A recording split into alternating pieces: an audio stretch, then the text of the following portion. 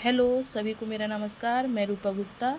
आज मैं कक्षा 10 विषय गणित अध्याय 2 बहुपद के बारे में बताऊंगी। बहुपद है क्या?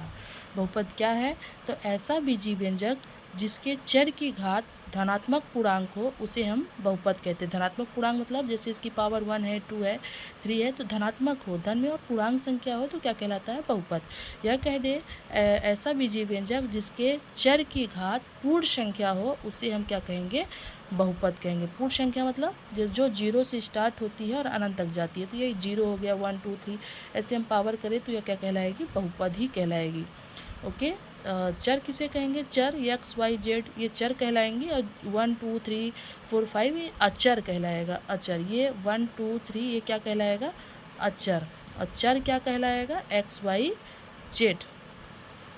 ओके। बहुपद की घात क्या कहेंगे? चर की अधिकतम घात को, चर की अधिकतम घात को, अधिकतम घात को बहुपद की घात कहेंगे। बहुपद की घात कहेंगे।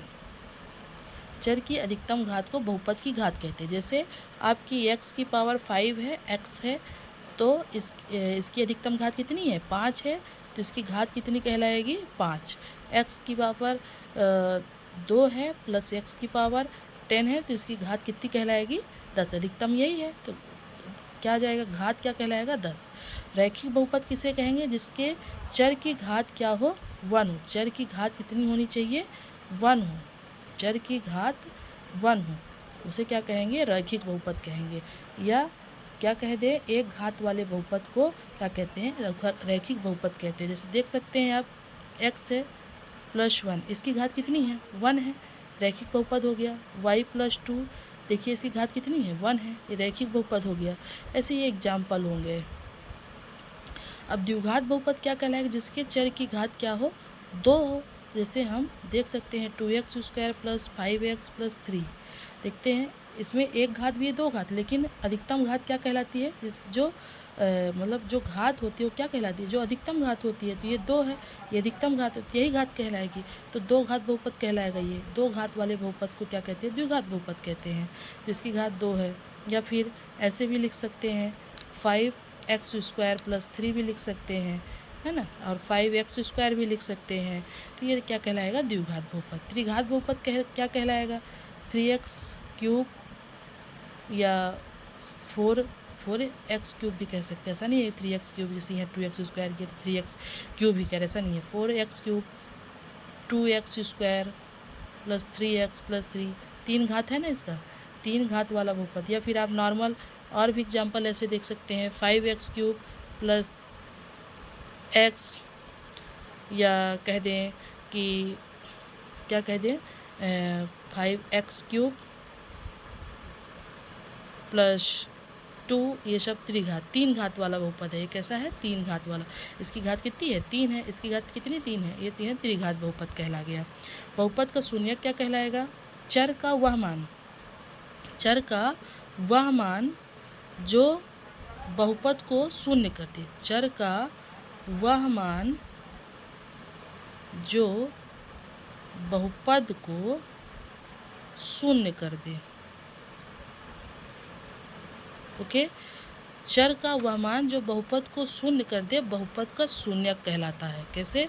जैसे x की कोई वैल्यू ले लिए, हम 1 ले लिए, और ये px कोई दिया हुआ है, कोई बहुपद दिया हुआ है। तो बहुपद जैसे x² plus bx plus c होता है, 2x² प्लस c, कुछ भी, मतलब ऐसे कोई ये दिया है, कोई ये दिया है, तो इस x की जगह पर हम क्या रख दें? 1 रख दें, तो px क्या आ जाए? 0 आ जाए। तो वो क्या कहलाता है? ये x क्या कहलाएगा? x की जो वैल्यू कहलाएगी वो बहुपद का शून्यक कहलाएगी। x क्या कहलाएगा? इसका बहुपद का शून्यक कहलाएगा। x का यह मान अगर हम px में रख देते हैं, अगर px 0 आ जाता है तो वो क्या कहलाएगा? x की जो वैल्यू होगी शून्यक कहलाएगा। गुणांक क्या कहेंगे? जैसे हम द्विघात बहुपद ले लिए, कोई भी बहुपद ले लीजिए, द्विघात त्रिघात जो मन हो, bx प्लस c हम ले लिए, तो यहाँ इसके जो गुणे में होगा वही क्या कहलाएगा? गुणांक कहलाएगा। ओके। जैसे x² के गुणे में क्या है? a है, तो x² का गुणांक क्या कहलाएगा? a। ऐसे इसमें भी x का गुणांक क्या कहलाएगा? x का गुणांक बी कहलाएगा। ओके, एक्स का गुणांक क्या कहलाएगा? बी। और सी हमारा क्या है? अचर पद है। ओके, सी हमारा क्या है? अचर पद है। फिर इसके बाद हम एक पद देखते हैं। किसी भी चीज़ में एक पद हो, एक पद जैसे एक्स हो गया, वाई हो गया, जेड हो गया, पावर भी लगा सकते हैं मोनो, जैसे एक्स की पावर 10 हो गया, ये एक पद हो गया। दो पद में कैसे कहलाएगा? दो पद हो, एक्स प्लस 5 दो पद हो गया, एक्स स्क्वायर प्लस 5 दो पद हो गए। ऐसे तीन पद हो, x plus 2x square plus x plus 5 तीन पद हो गया। एक पद, दो पद, तीन पद हो गया। ये हो गया तीन पद। ऐसे हम और से एग्जाम्पल देख सकते हैं। x plus y plus t, तीन चर वाला भी देख सकते हैं। तीन पद हो गया, एक पद, दो पद, तीन। अगर आपको एक ही चर में देखना हो तो आप कोई से भी बना सकते हैं। 2x cube plus x square plus x, एक पद, दो पद, तीन पद हो गए, तो इसे हम कहेंगे त्रिपद। अब शून्यकों तथा गुणांकों में संबंध, और अगर हम बोले कि अगर द्विघात बहुपद है, द्विघात बहुपद के कितने शून्यक होंगे, इसका पूछ ले। द्विघात बहुपद दे दें। द्विघात बहुपद के शून्यक कैसे निकालेंगे? जैसे ये ax स्क्वायर है प्लस bx है प्लस c है, तो इसका शून्यक कितने निकलेंगे? जितनी इसकी घात होगी उतने ही शून्यक निकलेंगे। तो इसके कितने निकलेंगे शून्यक? इसके शून्यक कितने निकलेंगे? दो निकलेंगे। अगर तीन घात का होता, अगर तीन घात का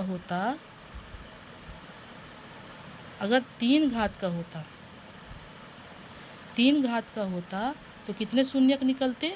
तीन निकलते। जितनी घात उतने शून्यक। ओके, अब हम बताने जा रहे हैं शून्यकों तथा गुणांकों में संबंध। शून्यक तथा गुणांकों में संबंध। अगर हम कोई द्विघात बहुपद को सॉल्व करें तो x की दो वैल्यू मिलेगी। क्या मिलेगी? x की दो वैल्यू मिलेगी। ठीक है, x की कोई भी वैल्यू मिल जाए, 1 2 3 जो भी मिलेगा, x की दो वैल्यू मिलेगी। तो एक को जो होगा शून्य को तथा गुणांक, तो उसमें हम ये लिखेंगे, एक को अल्फ़ा मान लिए, एक को बीटा भी मान सकते हैं। इसको हम अगर लेट कर ले कि ये शून्य क्या है? अल्फ़ा, एक अल्फ़ा और एक क्या है? बीटा है। ऐसे हम मान लेते हैं। तो शून्यकों तथा गुणांकों में संबंध जो होता है, शून्यकों का योगफल बराबर होता है माइनस x का गुणांक बटे एक्स स्क्वायर का गुणांक। तो जो हम अल्फ़ा और बीटा माने, अगर हम इसको x मान लें, जो x की वैल्यू आई थी, पहले वाले को अल्फ़ा, दूसरे वाले को क्या मान लें? बीटा। तो शून्यकों को योगफल, तो योगफल मतलब जोड़। तो ये पहला शून्यक अल्फ़ा, दूसरा शून्यक बीटा, और उनका योग कर दिए। और ये माइनस की जगह पर माइनस। और द्विघात बहुपद क्या होता है? ax square plus bx plus c होता है। तो जब हम बोलें द्विघात बहुपद के लिए ये संबंध बता रहे हैं, तो x माइनस लगा दीजिए, माइनस लगा दिए। अब x का गुणांक क्या है? b है। एक्स स्क्वायर का गुणांक क्या है? देखिए a है। ये बन गया। तो आप ये लिखिए चाहे ये लिखिए। फिर आता है शून्यकों का गुणनफल। शून्यकों का गुणनफल क्या होता है? ये फार्मूला है। तो शून्यकों का गुणनफल क्या होता है? अचर पद बटे एक्स स्क्वायर का गुणांक बटे एक्स स्क्वायर का गुणांक। तो शून्य का गुणनफल क्या हो जाएगा? शून्य क्या माने हैं? अल्फ़ा और बीटा, और इनके बीच में क्या हो जाएगा? गुणा। इंटू लगा दीजिए या फिर गुणा का साइन बना दीजिए। और अचर पद क्या है बताइए? इसमें अचर पद क्या है? c है। c लिख दीजिए। एक्स स्क्वायर का गुणांक क्या है? देखिए a है, e है। तो चाहे आप ये लिखिए चाहे आप ये लिखिए। ये शून्यकों तथा गुणांकों में संबंध है। Thank you.